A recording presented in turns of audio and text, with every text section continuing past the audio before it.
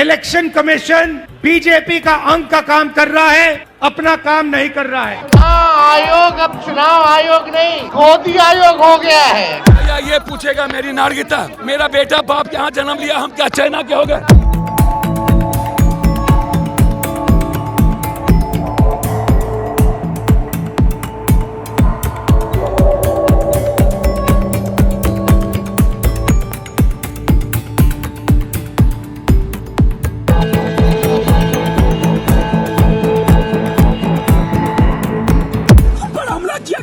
आज ये स्थिति हो गई है कि एक सांसद के आंख में आंसू।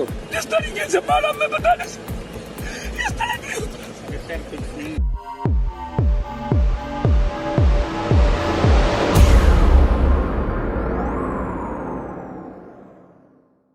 राहुल गांधी का बिहार दौरा होता है, चक्का जाम होने की बात कही जाती है, उसको लेकर पटना आते हैं। पटना में बड़ी रैली का इंतजाम होता है, स्टेज पर राहुल गांधी और तेजस्वी यादव को जाना होता है, लेकिन पप्पू यादव भी उस स्टेज पर चढ़ने की कोशिश करते हैं, लेकिन उन्हें धक्का दे दिया जाता है। अब पप्पू यादव को धक्का देने के बाद बिहार की सियासत में बड़ा भूचाल आ गया। अब इसको एक राजनीतिक रंग दिया जा रहा है। भाजपा भी इसमें पीछे नहीं रह रही है। अब यह पूरा मामला है क्या, इसको समझते हैं। नमस्कार, स्वागत है आपका BMW न्यूज बिहार के खास कार्यक्रम स्पॉटलाइट में, और जहां हम आपकी विशेष चुनावी विश्लेषण में हम आपको इस बारे में बताएंगे कि बिहार विधानसभा चुनाव 2025 की सरगर्मियां तेज हो चुकी हैं और सियासी पारा चढ़ रहा है। पटना से लेकर पूर्णिया तक महागठबंधन और NDA के बीच कांटे की टक्कर, तैयारियां जोरों पर है। लेकिन इस बार एक मुकाबला सिर्फ सीटों का नहीं, बल्कि रणनीति, जातिगत समीकरण और जनता के दिलों को जीतने का है।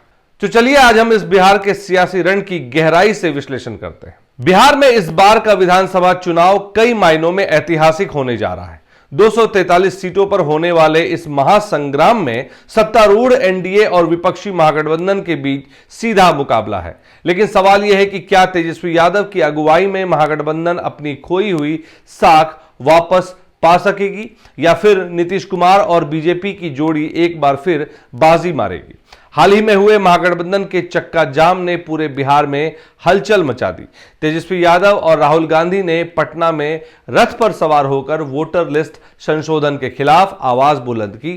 तेजस्वी ने इसे लोकतंत्र की हत्या करार दिया और आरोप लगाया कि चुनाव आयोग की विशेष गहन संशोधन यानी कि स्पेशल इंटेंसिव रिवीजन प्रक्रिया उनकी पार्टी को कमजोर करने की साजिश है। लेकिन उप मुख्यमंत्री विजय सिन्हा ने पलटवार करते हुए इसे हास्यास्पद बताया और कहा कि यह प्रक्रिया फर्जी वोटरों को हटाने के लिए जरूरी है। देखिए, ये लोग पूरी तरह से घबराए हुए हैं। इलेक्शन कमीशन ने तो सबसे फॉर्म भरवाया है और कह रहा है जो अस्थाई नागरिक हैं उसको कोई डॉक्यूमेंट्स की जरूरत नहीं है, एक बेस भी तैयार किया है। ये लोग तमाशा वो बना रहे हैं जिनके दाल में काला है, जो उसके बाद एन केन प्रकारेण बांग्लादेशी आके बिहार में घुस गए हैं और वो अब तुष्टीकरण की राजनीति में कांग्रेस राजद पोषित करना चाहते हैं। अरे इलेक्शन कमीशन ने कहां कहा कि जो भारतीय नागरिक है उसको 2003 के पहले का कोई जरूरत है? तो कोई 2003 के पहले का 70-80% तो लोग पुराने हैं, उसकी जरूरत कहां पर रही है?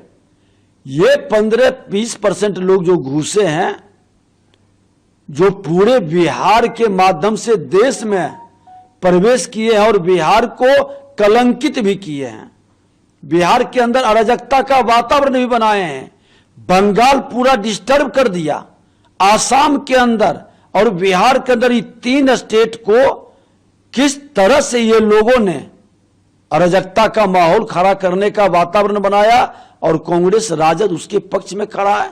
ये दुखद दुर्भाग्यपूर्ण है।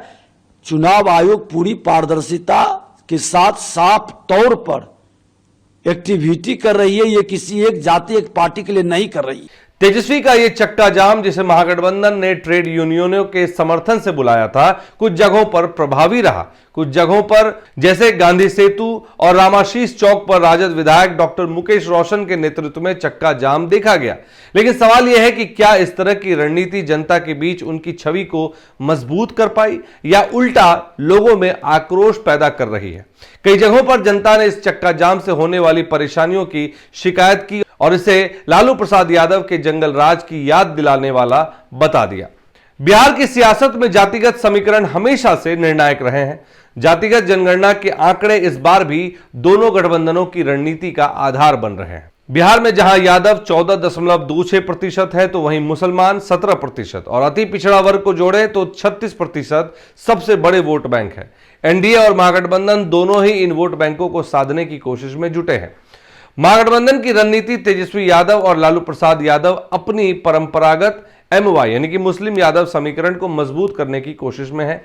लेकिन इस बार राजद ने अति पिछड़ा वर्ग यानी कि ईबीसी को लुभाने के लिए भी कदम उठाए हैं। मंगनीलाल मंडल को प्रदेश अध्यक्ष बनाना और अनिल सहनी जैसे नेताओं को आगे लाना इसका हिस्सा है। साथ ही वक्फ बोर्ड संशोधन बिल के मुद्दे पर मुस्लिम वोटरों को एकजुट करने की कोशिश की जा रही है। लेकिन तेजस्वी पर यह भी आरोप है कि वो यादव और मुस्लिम वोटरों के बीच भेदभाव करते हैं, जिससे उनकी एमवाई रणनीति कमजोर पड़ सकती है। अब बात करते हैं एनडीए की रणनीति। तो दूसरी ओर एनडीए अपनी सामाजिक समरसता और कानून व्यवस्था के मुद्दे को भुनाने में जुटी है। बीजेपी का फोकस सवर्ण, कुछ एबीसी और दलित वोटरों पर है, जबकि नीतीश कुमार का जदयू अति पिछड़ा वर्ग और महादलितों को साधने में माहिर है। चिराग पासवान की लोक जनशक्ति पार्टी रामविलास यानी कि पासी समुदाय को 5.31% को अपने पाले में करने की कोशिश कर रही है और जीतन राम मांझी की हिंदुस्तानी आवाम मोर्चा मुसहर वोटरों को लुभा रही है। नीतीश कुमार का महिलाओं के लिए 100% डोमिसाइल नीति का ऐलान भी एक बड़ा दांव है, जो तेजस्वी के डोमिसाइल मुद्दे को काटने की कोशिश है। लेकिन सवाल यह है कि क्या महागठबंधन का परंपरागत एमवाई समीकरण इस बार काम करेगा? विशेषज्ञों का मानना है कि तेजस्वी को अखिलेश यादव की तरह गैर यादव ओबीसी वोटरों को जोड़ने की जरूरत है, जैसा कि अखिलेश ने 2024 के लोकसभा चुनाव में किया। दूसरी ओर एनडीए की एकजुटता और कार्यकर्ता संवाद जनता में सकारात्मक संदेश दे रहे हैं। अब बात करते हैं सीटों के बंटवारे की, जो बिहार में किसी भी गठबंधन के लिए सबसे बड़ा सिरदर्द है। 243 सीटों की इस जंग में हर दल अपनी हिस्सेदारी बढ़ाने की कोशिश में है। महागठबंधन में सीट बंटवारे को लेकर जो चर्चा चल रही है उसके बारे में आपको बता दें। महागठबंधन में राजद, कांग्रेस, सीपीआई, सीपीआईएमएल और वीआईपी जैसी पार्टियां शामिल हैं, लेकिन अभी तक सीट बंटवारे पर कोई स्पष्ट तस्वीर सामने नहीं आई है। हालांकि सूत्रों की माने तो यह कहा जा रहा है कि 54 सीटों पर आरजेडी और कांग्रेस के बीच बात बन चुकी है। सूत्रों के मुताबिक राजद 150 से 160 सीटों पर दावा कर रही है, जबकि कांग्रेस को 40 से 50 की बात हो रही थी, लेकिन अब 54 पे बात फिक्स होती, जो बात सामने आई है फिक्स हो गई है। सीपीआईएमएल की बात करें, जिसने 2020 में 19 में से 12 सीटें जीती थी, इस बार 20-25 सीटें चाहती है। मुकेश सहनी की वीआईपी और झारखंड की जेएमएम को भी कुछ सीटें दी जा सकती है, लेकिन तेजस्वी के नेतृत्व पर सवाल उठ रहे हैं, क्योंकि सीट बंटवारे में देरी और गठबंधन में आपसी तनाव उनके लिए मुश्किलें खड़ी कर सकता है। अब बात एनडीए की करते हैं। एनडीए में बीजेपी, जदयू, लोजपा, रामविलास, हिंदुस्तानी आवाम मोर्चा और राष्ट्रीय लोकमंच शामिल है। 2020 के चुनाव में बीजेपी ने 110 सीटों पर और जदयू ने 115 सीटों पर चुनाव लड़ा था। इस बार भी बीजेपी 100 से 120 सीटों पर दावा कर सकती है, जबकि जदयू 90 से 100 सीटें चाहती है। चिराग पासवान की लोजपा को 15 से 20 सीटें और जीतन राम मांझी की हम को 5 से 10 सीटें मिल सकती है। एनडीए की एकजुटता और नीतीश कुमार की साख इस बार उनके लिए बड़ा हथियार साबित हो सकती है। लेकिन महागठबंधन के सामने सबसे बड़ी चुनौती है ठोस मुद्दों का अभाव। तेजस्वी की रणनीति चक्का जाम, रैलियों और केंद्र राज्य सरकार के विरोध तक सीमित दिख रही है। रोजगार, शिक्षा, स्वास्थ्य और किसानों की समस्याओं पर उनका कोई समर्पित रोडमैप नहीं दिख रहा। दूसरी ओर एनडीए कानून व्यवस्था, सामाजिक समरसता और नीतीश कुमार की उपलब्धियों को भुनाने में जुटी हुई है। अब बात करते हैं उस विवाद की जो इस समय बिहार की सियासत को गरमा रहा है। वोटर लिस्ट का विशेष गहन संशोधन। तेजस्वी यादव ने इसे गरीबों के मताधिकार पर हमला बताया है। उनका दावा है कि यह प्रक्रिया दलित और अल्पसंख्यक वोटरों को वोटिंग से वंचित कर सकती है, लेकिन चुनाव आयोग ने साफ कहा है कि यह प्रक्रिया फर्जी वोटरों को हटाने और मतदाता सूची को पारदर्शी बनाने के लिए बनाई जा रही है या नियम लागू किया जा रहा है। बीजेपी और जदयू ने भी इस अभियान का समर्थन किया। सवाल यह है कि क्या यह विवाद तेजस्वी के लिए फायदेमंद साबित होगा या उनकी छवि को और नुकसान पहुंचाएगा। सामाजिक कार्यकर्ता महेंद्र यादव का कहना है कि बिहार जैसे राज्य में जहां गरीबी और पलायन बड़ा मुद्दा है, वोटर लिस्ट संशोधन की प्रक्रिया लोगों के लिए मुश्किलें खड़ी कर सकती है। सुप्रीम कोर्ट ने भी इस मामले में याचिका स्वीकार कर ली थी और गुरुवार को जो रिजल्ट आए उसमें उन्होंने इसको पूरी तरह से नकार दिया है। लेकिन इस चक्का जाम से जनता का कितना समर्थन आरजेडी और महागठबंधन को मिला, यह बड़ा सवाल है। पटना से मनेर और कटिहार से पूर्णिया तक कुछ घंटों के लिए सड़कें जाम हुई, लेकिन जनता की भागीदारी न के बराबर दिखी। उल्टा लोगों में परेशानी और आक्रोश भी देखा गया। यह सवाल उठता है कि क्या तेजस्वी की यह रणनीति उनकी छवि को लालू प्रसाद यादव के जंगल राज से जोड़ रही है? तो बिहार की जनता इस बार किसे चुनेगी? तेजस्वी यादव की आक्रामक रणनीति और महागठबंधन की एकजुटता की कमी उनके लिए चुनौती बन रही है। दूसरी ओर नीतीश कुमार और बीजेपी की जोड़ी अपनी उपलब्धियों और सामाजिक समरसता के मुद्दे को भुनाने में जुटी है। प्रशांत किशोर की जनसुराज पार्टी भी सभी 243 सीटों पर चुनाव लड़ने की तैयारी में है, जिसमें 40 सीटों पर महिला उम्मीदवार होंगी।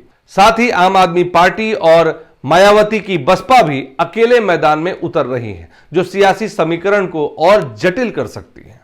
बिहार का यह चुनाव न सिर्फ सत्ता की जंग है, बल्कि विश्वास और विकास की लड़ाई भी है। जनता को चाहिए रोजगार, शिक्षा, स्वास्थ्य और सुरक्षा, और जो गठबंधन इन मुद्दों पर ठोस रोड मैप देगा वही जनता का दिल जीत पाएगा। तो क्या तेजस्वी यादव अपनी रणनीति में बदलाव लाएंगे या एनडीए एक बार फिर बाजी मारेगा? यह तो आने वाला वक्त ही बताएगा। हमारी नजर बिहार के इस सियासी रण पर बनी रहेगी। BMW न्यूज बिहार के साथ बने रहिए, क्योंकि हम लाएंगे आपके लिए हर खबर, हर विश्लेषण और हर अपडेट। अगर आपको खबर ये अच्छी लगी हो तो आप इसे ज्यादा से ज्यादा लाइक करें, शेयर करें और चैनल को सब्सक्राइब करना ना भूलें। धन्यवाद। सूर्या हॉस्टल एक बार अपने बच्चे को जरूर भेजें। सीमांचल का सर्वश्रेष्ठ हॉस्टल, 4ठी कक्षा से 10वीं तक कोचिंग एवं ट्यूशन निःशुल्क, बेहतरीन और हर सुविधा से लबरेज। हमारा पता है दलन कटिहार। संपर्क करें 7903464641 पर। हमारा वीडियो अगर आपको अच्छा लगा हो तो आप हमारे वीडियो को लाइक करें, शेयर करें और हमारे चैनल को सब्सक्राइब जरूर करें।